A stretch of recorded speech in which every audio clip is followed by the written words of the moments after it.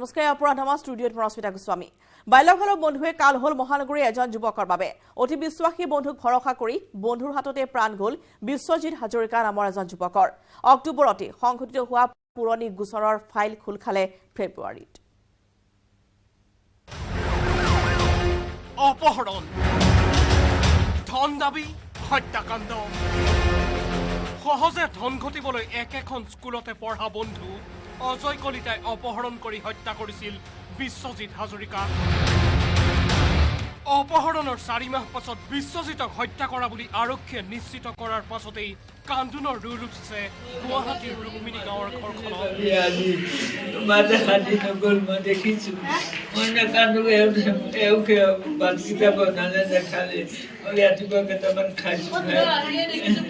যোনটোৱে নিচে জানিবলৈ আছিলোঁ এতিয়া মই তাকে ধৰিম আৰু আমাক একো জনোৱা নাই সেই তেতিয়া পইচা নিবলৈ আহোঁতে নাপাওঁতে ক'লে বোলে ৰহ পইচা নিদিয়ক পইচাটো দিবলৈ গৈছে সিহঁতে ওলাই নাহে ক'ত দিব গৈছিলে খানাপাৰাত মাতিছে ক'ৰবাত পল্টন বজাৰত মাতিছে সিহঁতে চুচৰাই লৈ ফুৰিছে জানে কিমান পইচা প্ৰথমটো 40 লাখ তাৰপৰা বোলে 50% আহি গ'ল 2022 চনৰ 9 অক্টোবৰত সংঘটিত হৈছিল অপহৰণ কাণ্ড 6 মাইলৰ পৰা ৰিক্সাৰে ঘৰলৈ অহাৰ বাটত 4টা বাউন্সাৰৰ সহযোগত অজয় কলিতাই অপহৰণ কৰি নেলিৰ এটা অৰ্ধনিৰ্মিত ঘৰত বন্দী কৰিছিল বিশ্বজিৎ হাজৰিকাক 10 অক্টোবৰত পিতৃলৈ ফোন কৰি অপহৰণকাৰীয়ে দাবী কৰিছিল 40 লাখ টকাৰ মুক্তিপণ বিশ্বজিৎ হাজৰিকাক 7:30 বজাত সেইদিনাখন 9 তাৰিখ 9 অক্টোবৰৰ দিনা যোৱা বছৰৰ ঔষধ ফাৰ্মাচীৰ পৰা তেওঁ যেতিয়া ঘৰলৈ গৈ আছিলে ৰিক্সাত সেই ৰিক্সাত তেওঁ ৰখাই অপহৰণ কৰি লৈ যায় নেলি থানাৰ অন্তৰ্গত আমগুৰি অঞ্চললৈ আৰু তাতে এটা নতুনকৈ বনোৱা বাথৰুমৰ ভিতৰত তেওঁক আবদ্ধ কৰি ৰাখে তাৰ পাছত হোৱাটছএপ যোগে 14, 15, 19 আৰু 20 অক্টোবৰত 4বাৰ বিশ্বজিতৰ পৰিয়ালৰ সৈতে মুক্তিপণ বিচাৰি যোগাযোগ কৰিছিল অপহৰণকাৰীয়ে 14 অক্টোবৰ 15 অক্টোবৰ 19 অক্টোবৰ আৰু 20 অক্টোবৰত এই কিডনেপাৰে ভিক্টিমৰ ফেমিলিৰ লগত হোৱাটছএপ যোগে কণ্টেক্ট কৰিছে আৰু ভিডিঅ' পঠাইছে বিশ্বজিৎ হাজৰিকাক বন্দী কৰি থোৱা এটা ৰুমৰ ভিতৰত বন্দী কৰি থোৱা আৰু তেওঁ এপিল দি আছে তেওঁক টৰ্চাৰ কৰাৰ তেওঁৰ শৰীৰত আঘাতৰ চিনো আছে সেই ভিডিঅ'টো 40 লাখ টকাৰ মুক্তিপণৰ লগতে বিশ্বজিতক মাৰধৰ কৰাৰ দৃশ্য প্ৰেৰণ কৰিও পৰিয়ালক আতংকিত কৰাৰ চেষ্টা কৰিছিল অজয় কলিতা এণ্ড কোম্পানীয়ে 40 লাখ টকাৰ মুক্তিপণৰ কথা শুনি মূৰত সৰগ ভাগি পৰিছিল বিশ্বজিতৰ পিতৃ মাতৃৰ আনফালে সময়ত ধন নাপায় 20 অক্টোবৰত বিশ্বজিতক হত্যা কৰি কিলিং নৈত মৃতদেহ পেলাই দিলে অজয় কলিতা এণ্ড কোম্পানীয়ে যেতিয়া দিন গৈ থাকিলে সময় গৈ থাকিলে এসময়ত তেওঁলোকে ভাবিলে যে বেছি দিন থাকিলে আৰু ধৰা পৰি যাম অজয় কলিতা আৰু প্ৰণৱ ৰংহাঙে বিশ্বজিৎ হাজৰিকাক মাৰি পেলোৱাৰ সিদ্ধান্ত লয় এডাল প্লাষ্টিকৰ ৰছীৰে বিশ্বজিৎ হাজৰিকাক ডিঙি চেপি হত্যা কৰিব চাই আৰু যেতিয়া আনকনচিয়াছ হৈ যায় এটা ধানৰ বস্তা যে আমি এইটো মৰাপাতৰ বস্তা তেনেকুৱা বস্তা এটাত এই ভিক্টিমক সুমুৱাই এটা পকাৰ পিলাৰ আছে সেই পিলাৰটোৰ লগত বান্ধি কিলিং নদীত পেলাই দিয়ে 1 নৱেম্বৰত নেলি আৰক্ষী চকীয়ে উদ্ধাৰ কৰিছিল তেতিয়ালৈকে অচিনাক্ত হৈ থকা মৃতদেহটো হত্যাকাণ্ডৰ গোচৰ ৰুজু কৰিয়েই নেলি আৰু জাগিৰোড আৰক্ষীয়ে সামৰণি মাৰিছিল তদন্তৰ 1 নৱেম্বৰৰ দিনা নেলি আউটপোষ্টৰ আৰক্ষীয়ে এই আননোন মৃতদেহটো উদ্ধাৰ কৰে আৰু এই সংক্ৰান্তত জাগিৰোড থানাত এটা মাৰ্ডাৰ কেছো ৰেজিষ্টাৰ কৰে কিন্তু তাৰ ফাৰ্ডাৰ ইনভেষ্টিগেশ্যন বা ফাৰ্ডাৰ লিড তেওঁলোকে একো পাব নোৱাৰিলে পাছে 9 ফেব্ৰুৱাৰীত বিশ্বজিতৰ পিতৃ মাতৃয়ে মহানগৰ আৰক্ষীৰ শীৰ্ষ বিষয়াৰ কাষ চপাৰ পাছতেই যাদুৰ দৰে সলনি হৈ গ'ল তদন্তৰ গতি নতুনকৈ মুকলি কৰা তদন্তত 1 নৱেম্বৰত উদ্ধাৰ মৃতদেহটো বিশ্বজিৎ হাজৰিকাৰ বুলি নিশ্চিত হ'ল আৰক্ষী 9 তাৰিখে এই ভিক্টিম যিজন বিশ্বজিৎ হাজৰিকাৰ পিতৃ আৰু মাতৃ আমাৰ অফিচত আহিলে, মোক আৰু জইণ্ট কমিশ্যনাৰক লগ কৰিলে। তাৰপিছত যেতিয়া এই কেছটো জনাৰ পিছত আমি কেছটো সেইদিনাখনেই ৰিভিউ কৰিলোঁ। ৰিভিউ কৰাত ইনভেষ্টিগেটিং অফিচাৰ আছিলে আমাৰ য়াং অফিচাৰ এজন, তেওঁ তেতিয়ালৈকে কি ষ্টেপ লোৱা হ'ল সেইখিনি আমাক ক'লে। বিশ্বজিৎ হাজৰিকাৰ হত্যাকাণ্ডৰ কথা নিশ্চিত হোৱাৰ পাছতেই আৰক্ষীৰ জালত পৰিল প্ৰণৱ ৰংহাং। এই প্ৰণৱ ৰংহাঙৰ ঘৰতে অজয় কলিতা এণ্ড কোম্পানীয়ে বন্দী কৰি থৈছিল বিশ্বজিৎ হাজৰিকাক। এজন ব্যক্তিক প্ৰণৱ ৰংহাং বুলি, সেই ব্যক্তিজনক আমাৰ পুলিচে ডিটেইন কৰিলে আৰু প্ৰণৱ ৰংহাঙৰ ডিটেইন কৰাৰ পিছৰ পৰাই গোটেই ঘটনাটো এফালৰ পৰা ওলাই গ'ল, কেনেকৈ এটা সংঘটিত হৈছিলে। প্ৰণৱ ৰংহাঙৰ পাছত এটাকৈ অজয় কলিতা, দেৱজিৎ ডেকা, সঞ্জয় কুমাৰ ভগত, পাৰস চেত্ৰী আৰু ময়ূৰ নাথকো গ্ৰেপ্তাৰ কৰিছে মহানগৰ আৰক্ষীয়ে। ইয়াৰে দেৱজিৎ ডেকাই মোবাইলত পণবন্দীৰ দৃশ্য বন্দী কৰাৰ বিপৰীতে আন 4টা আছিল প্ৰফেচনেল বাউন্সাৰ। যি প্লেন কৰিছিলে গোটেই ঘটনাটো, তেওঁৰ নাম হ'ল অজয় কলিতা। অজয় কলিতাৰ বয়স 30 বছৰ। তেওঁৰ পাঞ্জাবাৰীত ঘৰ। প্ৰণৱ ৰংহাং, তেওঁৰ ঘৰ আমগুৰি, কাৰ্বি আংলং জিলাৰ। দেৱজিৎ ডেকাই সেই ভিডিঅ'টো বনাইছিলে কিডনেপ কৰি থোৱা বিশ্বজিৎ ডেকা। সঞ্জয় কুমাৰ ভগত, তেওঁৰ ঘৰ বীৰকুচি, নাৰেংগীত, তেওঁ বাউন্সাৰ হিচাপে কাম কৰে। পাৰস চেত্ৰী, তেওঁৰ ঘৰ বন্দা অঞ্চলত। অজয় কলিতাৰ এটা সামান্য ভুল। বিশ্বজিতকে ঔষধ নামৰ ফাৰ্মাচীখনৰ মালিক বুলি ভাবি অজয়ে দাবী কৰিছিল 40 লাখ টকাৰ মুক্তিপণ। সেই টাৰ্গেট চুজ কৰোঁতে তেওঁলোকে এইটো ভাবিছিলে যে বিশ্বজিৎ হাজৰিকাই যিখন ফাৰ্মাচীত ছেলছমেনৰ কাম কৰে, সেই ফাৰ্মাচীৰ মালিকেই বিশ্বজিৎ হাজৰিকা বুলি ভাবিছিলে। আৰু বিশ্বজিৎ হাজৰিকাৰ মাক আৰু দেউতাক অৱসৰপ্ৰাপ্ত শিক্ষক শিক্ষয়িত্ৰী, গতিকে তেওঁলোকৰ ঘৰত যথেষ্ট পইচা আছে বুলিও তেওঁলোকে ভাবিছিলে। যাৰ পৰিণতিত একেখন স্কুলতে পঢ়া তথা 5 বছৰ আগলৈকে প্ৰতিবেশী হিচাপে থকা বন্ধু অজয় কলিতাই অপহৰণ কৰি হত্যা কৰিলে বন্ধু বিশ্বজিৎ হাজৰিকা। বশিষ্ঠৰ পৰা উৎপল হালৈৰ সহযোগত Ritwik Kaushik, news 18 Assam north east. ফলে মহানগৰ ৰিহেব চেণ্টাৰত এক চাঞ্চল্যকৰ হত্যাকাণ্ডৰ বলি হ'ল অৰিন্দম খাও নামৰ এজন যুৱক। নিউজ 18ৰ হাতত পৰিছে এই হত্যাকাণ্ডৰ এক চাঞ্চল্যকৰ দৃশ্য। চিচিটিভিৰ বন্দী হৈছে অৰিন্দম হত্যাকাণ্ডৰ দৃশ্য লাইভ। ড্ৰাগছ আসক্ত আমিনুৰ হুছেইনে উপৰ্যুপৰি চুৰিৰে হানি হত্যা কৰিলে অৰিন্দমক। ইতিমধ্যে আৰক্ষীৰ জালত পৰিছে আমিনুৰ হুছেইন। আমিনুৰৰ লগতে হাতীগাঁও আৰক্ষীয়ে গ্ৰেপ্তাৰ কৰিছে ৰিহেব চেণ্টাৰৰ স্বত্বাধিকাৰী ভৰদ্বাজ বৈশ্য আৰু কৌশিক হাজৰিকাক। হাতীগাঁৱৰ লক্ষ্মীনগৰত থকা মিৰেকল ৰিহেব চেণ্টাৰত সংঘটিত হৈছে এই চাঞ্চল্যকৰ হত্যাকাণ্ডটি। আৰু দৃশ্য আমি দেখুৱাইছোঁ, যিমানখিনি সম্ভৱ সিমানখিনি দৃশ্য আমি দেখুৱাইছোঁ আপোনালোকক। এয়া চিচি কেমেৰাত বন্দী হোৱা এইসমূহ দৃশ্য, য'ত ৰিহেব চেণ্টাৰৰ ভিতৰত কি হৈ আছিল সমগ্ৰ দৃশ্য আহিছে পোহৰলৈ। কেনেধৰণে এক চাঞ্চল্যকৰ হত্যাকাণ্ড সংঘটিত হৈছে। হত্যাকাণ্ডৰ বলি হ'ল অৰিন্দম খাও নামৰ এগৰাকী যুৱক। আৰু নিউজ 18ৰ হাতত সেই হত্যাকাণ্ডৰ এক চাঞ্চল্যকৰ দৃশ্য আহি পৰিছে। কেনেদৰে চুৰিৰে হানি খুচি উপৰ্যুপৰি হত্যা কৰা হৈছে। ড্ৰাগছ আসক্ত আমিনুৰ হুছেইনে উপৰ্যুপৰি এনেদৰে চুৰিৰে হানি হত্যা কৰিলে অৰিন্দমক। আৰু ইতিমধ্যে আৰক্ষীৰ জালত পৰিছে আমিনুৰ হুছেইন। আমিনুৰৰ লগতে আৰক্ষীয়ে আটক কৰিছে ৰিহেব চেণ্টাৰৰ স্বত্বাধিকাৰী ভৰদ্বাজ বৈশ্য আৰু কৌশিক হাজৰিকাক। হাতীগাঁৱৰ লক্ষ্মীনগৰত থকা মিৰাকল ৰিহেব চেণ্টাৰত এই চাঞ্চল্যকৰ হত্যাকাণ্ড সংঘটিত হৈছে। ল'ৰাজনৰ আচলতে অকণমান মানে একেবাৰে নৰ্মেল ল'ৰা আছিলে। তেওঁলোকৰ ভায়েক আহিছে জনামতে মানে তেওঁলোকে ৱেপন পাই গ'ল কিটচেনত। পাই লগে লগে এজনে পূৰা হানি খুচি তেখেতক মাৰি পেলালে হঠাৎ, মানে কোনো কথা নাই।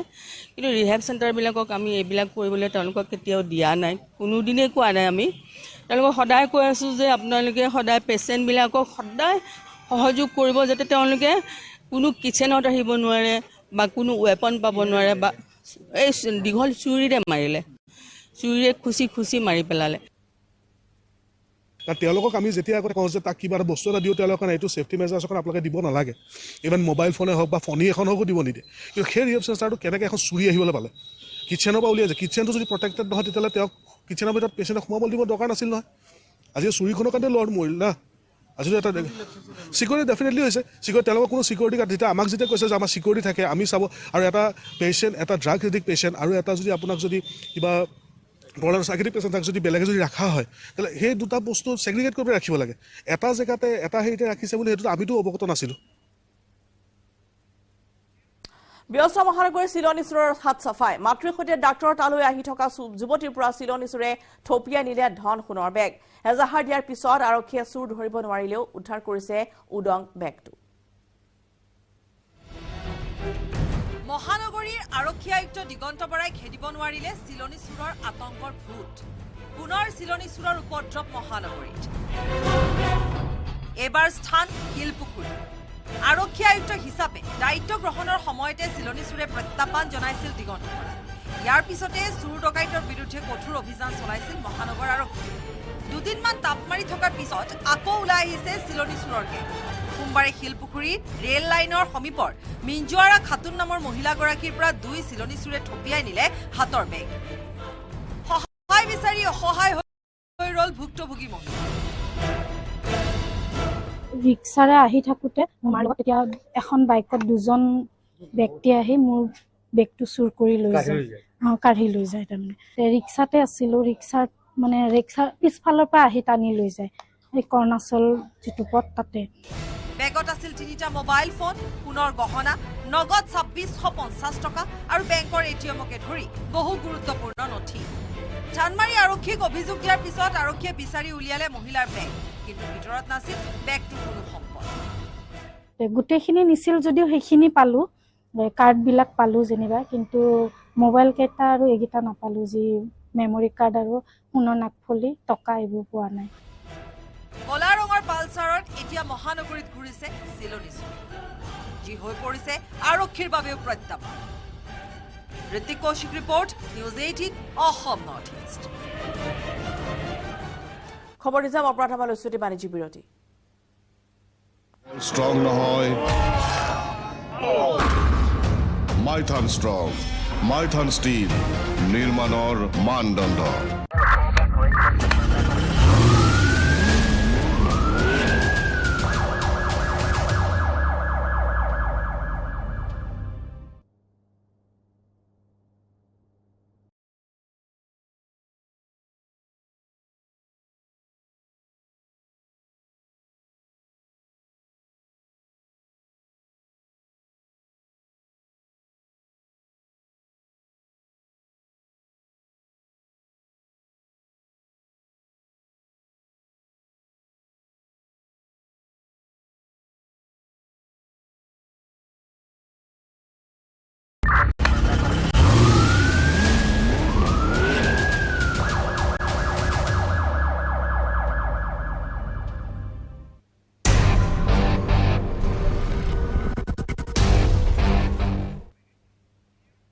তিনিমাহ পূৰ্বে আইনী বিবাহ পাশত আবদ্ধ হোৱা ইউটিউবাৰৰ মৃত্যুক লৈ ৰহস্য। বামুণী মৈদামৰ ভাড়াঘৰত চিপ লোৱা অৱস্থাত প্ৰিয়লীনা নাথৰ মৃতদেহ উদ্ধাৰ হোৱাৰ দাবী স্বামী পংকজ নাথৰ। পিছে আৰক্ষী উপস্থিত হোৱাৰ পূৰ্বেই চিপ খুলি পেলোৱা হৈছিল কিয়? অপৰাধনামাৰ পৰা বিদায় লৈছো, তাৰ পূৰ্বে আগবঢ়াই থৈ গৈছো এই প্ৰতিবেদন। তো গাইজ কি খবৰ আপোনালোকৰ? আশা কৰোঁ সকলোৱে ভালে আছে। আৰু আজি দেখা পাইছে একদম লুকছটো মানে একদম বেলেগ আৰু পুৰা নিয়ন কালাৰ চাদৰ মেখেলা পিন্ধিছোঁ। Hey, good morning guys and welcome back to my YouTube channel Sangi Vlog. এইখন মোৰ বাইকখন হয় আৰু বাইকখন দেখিছেনে, মানে মোৰ বাইকখন একদম আহি গ'ল ফুল ৰেডি। তো বহুতে কমেণ্ট কৰি আছে যে চাংকি বা ৰাইড ভিডিঅ' লাগে, ৰাইড ভিডিঅ' লাগে। চ' ৰাইড ভিডিঅ' মই লৈ আহিছোঁ অতি সোনকালে। लड़के से तो अच्छा लगता है यार, ये देख सकते हो। बहुत বেছি ভাল লাগিছে আৰু মানে কি সঁচাকৈ এনেকুৱা লাগিছে যে মই যিটো মোৰ ড্ৰিম হয় সেইটো ড্ৰিমৰ ফালে লাহে লাহে মানে কি ষ্টেপ বাই ষ্টেপ গৈ আছোঁ। মই যেতিয়াই চাওঁ তেতিয়া মোৰ এনেকুৱা লাগে যে হয় মই লাইফত কিবা এটা কৰি আছোঁ। লাইফত সদায় মানে কি আপ ডাউন চলি থাকে মানুহৰ লাইফত কেতিয়াবা বহুত আপোনালোকৰ সুখো আহিব কেতিয়াবা মাজে মাজে দুখো আহিব কিন্তু প্লিজ আপোনালোকে ডিমোটিভেট নহ'ব আৰু ভগৱান সদায় আমাৰ লগত আছে মাজে মাজে আপোনালোকে ৰাইড কৰিব লগতে ভগৱানৰ ওচৰতো আহিব মনটো বহুত ভাল লাগে মানুহে তাইক জানিছিল চাংগী বুলি এইখন মোৰ বাইকখন হয় আৰু বাইকখন দেখিছেনে মানে ইমানটা ঠিক হয় মানে লেতেৰা হৈ আছে অলপমান ইউটিউবত তাই দি গৈছিল নিজৰ প্ৰতিটো আপডেট দিনাখন আহিছে মই কান্দি দিছোঁ সঁচাকৈ বহুত বেছি মানে ভালো লাগিছে আৰু নিজৰ ওপৰত বহুতখিনি প্ৰাউড ফিল হৈছে যে আগতে মানে কি ইউটিউব দিনক দিনে চাংগীৰ ছাবস্ক্ৰাইবাৰ বাঢ়ি গৈছিল আপোনালোকে অলপ অলপ মৰম দি যাব তো লাহে লাহে আৰু অকণমান বাঢ়ি যাব গতিকে 100K হৈ গ'ল তো congratulation to me and silver play button আহি গ'ল জীৱনৰ প্ৰতি ইতিবাচক দৃষ্টিভংগী লৈ চাংগীয়ে আনকো অনুপ্ৰাণিত কৰিছিল ইতিবাচক হ'বলৈ লাইফত সদায় মানে কি আপ ডাউন চলি থাকে মানুহৰ লাইফত কেতিয়াবা বহুত আপোনালোকৰ সুখো আহিব কেতিয়াবা মাজে মাজে দুখো আহিব কিন্তু প্লিজ আপোনালোকে ডিমোটিভেট নহ'ব কিন্তু চাংগীক পোৱা গ'ল বামুণী মৈদামৰ স্বামীগৃহৰ এটা বন্ধ কোঠাত চিপ জ্বলি লোৱা অৱস্থাত পুৱা দুৱাৰ খুলি চাংগীৰ স্বামী পৰিয়ালে মৃত অৱস্থাত চাংগীক দেখি খবৰ দিলে আৰক্ষীক আত্মহত্যা তাই মানে কি একচুৱেলি খুব মেণ্টেল ক'ব পৰা তাই যেতিয়া ওপৰলৈ উঠিছে নহয় মানে কি তাই হয়তো ওপৰলৈ যোৱাটো কিছুমানৰ ধৰা হেৰি হ'ব পাৰে বা এই বস্তুটো কিন্তু চাংগীৰ শৰীৰত আঘাতৰ চিন দেখি চাংগীৰ পিতৃৰ দাবী হত্যা কৰা হৈছে চাংগীক স্বামীৰ ওপৰত সন্দেহৰ প্ৰশ্ন তুলি চানমাৰী থানাত চাংগীৰ পিতৃয়ে দাখিল কৰিলে এজাহাৰ ফটোৱে ক'ব এতিয়া হাতবিলাকত দাগ আছে কিন্তু ইয়াতে মানে মাৰাও চিন আছে নেকি এইটো না কিবা কাৰণে ধৰিছিল নেকি আনকি চুইচাইড কৰা মানুহে তো এনেকুৱা হ'ব নোৱাৰেতো তেওঁলোকে তাৰমানে এইটো মাৰি থৈ পেলাই তেওঁলোকে তাৰমানে এই জুলুমে থৌ মাজে এটা সন্দেহ হয় কি পৰিস্থিতিত কেনেকৈ মৃত্যু হ'ল চাংগীৰ তাই অলপমান বাহিৰত গৈ বোলে কথা পাতে তাই 2 ঘণ্টা সময় ৰাতি কিবা কথা পাতি আছিল তাৰমানে কোনোবাই তাইক মানে ফোন কৰি থাকে তাৰপিছত সিও মানে তাইক সুধি থাকে যে কোনেনো ফোন কৰে তোক তাৰপিছত তেতিয়া মানে কি হয়তো এনেকুৱা হ'ব পাৰে তাই ধৰা ওপৰলৈ উঠিছে সেইটোৰ কাৰণে কোনোবাই হয়তো এতিয়া সেই ভিতৰুৱা কথাটো সি জনাই দিছে দেই অলৰেডি পুলিচক চাংগীৰ প্ৰকৃত নাম প্ৰিয়লীনা নাথ 6 মাহৰ পূৰ্বে বামুণী মৈদামৰ ভাড়াঘৰত পিতৃ মাতৃ ভগ্নীৰ সৈতে থকা জামগুৰিহাটৰ পংকজ নাথৰ সৈতে চিনাকি হৈছিল চাংগীয়ে আৰু তাৰ পিছতেই প্ৰেমৰ পৰিণতিত 3 মাহ পূৰ্বে দুয়ো কৰিছিল কোৰ্ট মেৰেজ কেনেকৈ চিনাকি হ'ল মানে এইটো ইনষ্টাগ্ৰামৰ যোগেদি কিবা চিনাকি হোৱা বুলি কৈছে আৰু আমাক আমি আৰু এই 6 মাহমান আগত তাৰপিছত আৰু সিহঁতে ধৰা ভাল পালে আজিকালি ভাল পালে ধৰা ক'ৰবাত ধৰা লগ চগো ধৰে হেৰিও কৰে নহয় জানো অনুৰাধা চিনেমা হলৰ সন্মুখতেই আছিল পংকজৰ ফাৰ্মাচী পংকজৰ পৰিয়ালৰ মতে নিশা ফাৰ্মাচী বন্ধ কৰি পংকজে ঘৰলৈ ঘূৰি অহাৰ সময়ত তেওঁলোকে দেখা পাইছিল চাংগীৰ কোঠাৰৰ দুৱাৰ বন্ধ হৈ থকা ভাবিছিল চাংগী শুইছে বহু চেষ্টা কৰিও জগাব পৰা নাছিল তেওঁলোকে চাংগীক চাংগীৰ মৃত্যুৰ বাবে স্বামী পংকজক জগৰীয়া কৰাটো একেবাৰে অমূলক বুলি দাবী তুলিলে পংকজৰ মাতৃয়ে তেওঁৰ মতে পংকজ এনেকুৱা ল'ৰা সি মাৰধৰ কৰাটো বাদেই কাৰোবাক চিকুট এটাও মাৰিব নোৱাৰে এনেকৈ গভীৰ প্ৰেম মানে কি মই নিজ চকুৰে দেখো মই সেইকাৰণে কম হৈছো ইমানো মানে এটা 6 মাহমান হৈছে নেকি পিছে চাংগীৰ পিতৃৰ অভিযোগৰ পিছতেই আৰক্ষীয়ে আটক কৰিছে চাংগীৰ স্বামী পংকজ নাথক মই এজাহাৰ এখন দি দিছিলোঁ পংকজ নাথৰ ওপৰত বুজিছে এইটো পংকজ নাথৰ এতিয়া তেওঁলোকে এৰেষ্ট কৰা বুলি মোক কৈছে এতিয়া সন্দেহ কৰিছোঁ তাৰমানে এইটো মাৰ্ডাৰ কেছে হয় মাৰ্ডাৰ কৰি পেলাই তেওঁলোকে আলে থৈ দিছে জুলুমে থৈ দিছে যোৱাকালি এনেই তাৰমানে কি আৰু কথাটো হৈ যোৱাৰ পিছততো আৰু সেইখিনি আৰু কি দায়িত্ব নহয় জানো আমিতো একো কৰিব নোৱাৰোঁ তেতিয়া ইফালে নিজৰ বিষয়ে সম্পূৰ্ণ তথ্য চাংগীয়েও দিয়া নাছিল স্বামী পৰিয়ালক নিজ মাতৃৰ পৰিচয় চাংগীয়ে গোপনে ৰখা বুলি অভিযোগ তুলিছিল শাহু মাতৃয়ে চাংগীক মই কৈ আছিলোঁ প্ৰায় বুজি তোমাৰ মোৰ অৰিজিন মাকজনী দেখুৱাই দিবাচোন কিন্তু তাই মানে কি মোক কোনোদিন তাই সেই বস্তুটো নক'লেও আৰু মানে কি বুলি কয় তাই কোনোদিন সেই বস্তুটো উলিয়াবলৈ মন নকৰে ৰহস্যজনকভাৱে নিজৰ বন্ধুবৰ্গৰ আগতো চাংগীয়ে নিজকে বিবাহিত বুলি পৰিচয় দিয়া নাছিল মই সেইটো আজি মৰ্ণিং যেতিয়া নিউজ চেনেলবিলাক চাইছোঁ মই নিজেই তেতিয়া গম পাইছোঁ যে তাই 3 মাহ আগত এটা বিয়া কৰিছিল বুলি পেলাই তাই কোনোদিনো কোৱা নাছিল নেকি বিয়া নাই তাই ইয়াতে অকলে থকা বুলি পেলাই মই গম পাইছোঁ আৰু তাইৰ ঘৰ একচুৱেলি বঙাইগাঁৱত নেকি তাইৰ ঘৰ ইউটিউবাৰ চাংগী ওৰফে প্ৰিয়লীনাৰ মৃত্যুৰ ৰহস্য এতিয়াও উন্মোচন হ'বলৈ বাকী আৰক্ষীৰ অনুসন্ধানত উন্মোচন হ'ব প্ৰকৃত সত্য চাংগীয়ে প্ৰতিটো ভিডিঅ'ৰ শেষত কৈছিল আকৌ লগ পাম। थैंक्स फॉर वॉचिंग, मिलते हैं अगले एक धमाकेदार ब्लॉग के साथ। Till end tata bye bye, love you guys, bye bye. কিন্তু আকৌ লগ পাবলৈ চাংগী আৰু দুনাই নাহিব ঘূৰি। কেমেৰা পাৰ্চন প্ৰভাসৰ সৈতে ভাস্কৰ হাজৰিকা আৰু ঋত্বিক কৌশিকৰ report, news 18 Assam north east. কেৱল ষ্ট্ৰং নহয়